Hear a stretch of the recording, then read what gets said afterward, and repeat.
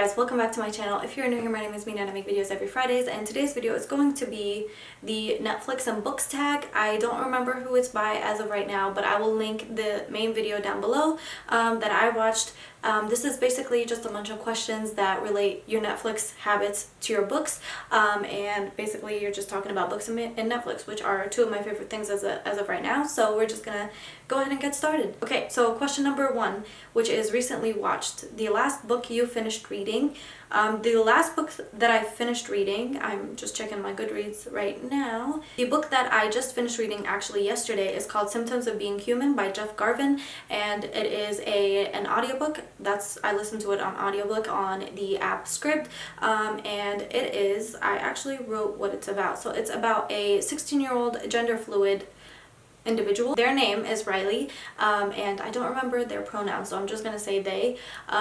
Yeah, they are the kid of a politician, and they just moved to a new school, and it's about their struggles as a gender fluid person in a school that doesn't really understand it, doesn't really get why they are the way they are and why they dress the way that they dress, and just a bunch of bullying and a bunch of like drama when it comes to their dad being a politician and such.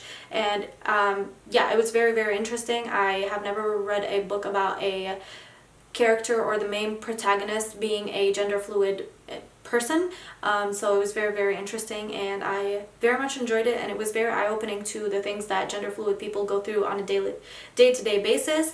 I'm not sure when that book was published, so I'm sure it's a little bit more understandable these days than it was before, but obviously the abuse and the bullying is still a thing, and it still exists, and it's very, very eye-opening to read about and to get to know more about the ideas of a person who is gender fluid and the way their thoughts work and stuff. And it was very interesting to see the dysmorphia or the dysphoria of being in a body that you don't feel like you belong in.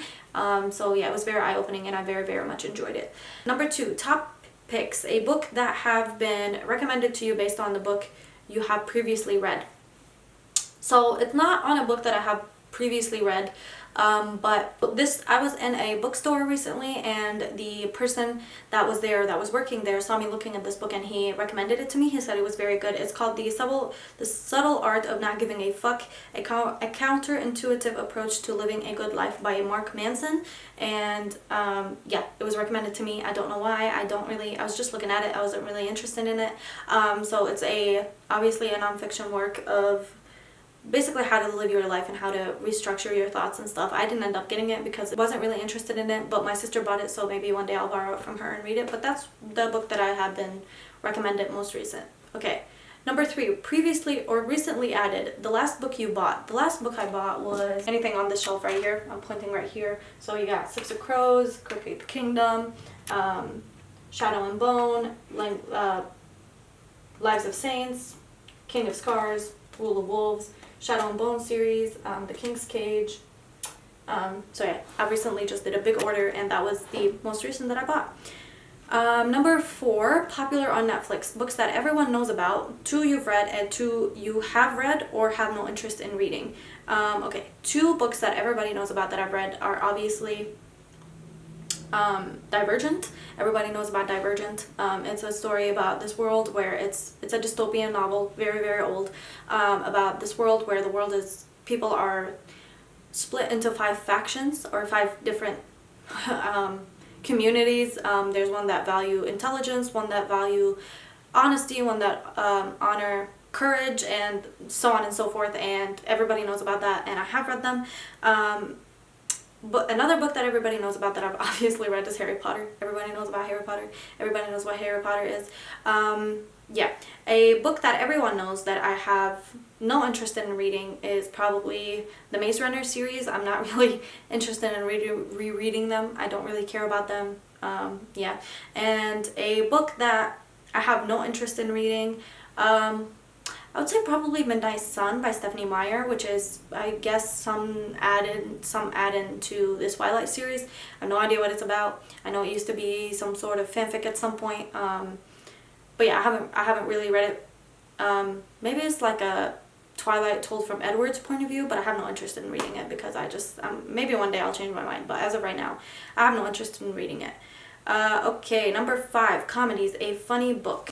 This is Yes Please by Amy Poehler. It's just her life story, and it's a nonfiction, and yeah, I love Amy Poehler, and I actually read this before I even watched Parks and Rec, and it's just a story about her life and her work with Tina Fey and on SNL and a bunch of other places, and I just think Amy Poehler is hilarious, and this is her book, so yeah. Number 6, Dramas, a character who is a drama queen or a king.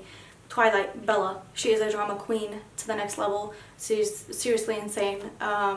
She thinks she's better than everyone, which is honestly like what teenager doesn't think they're better than everyone, and like thinks that they're special and that they're the one person who knows about this one thing and stuff.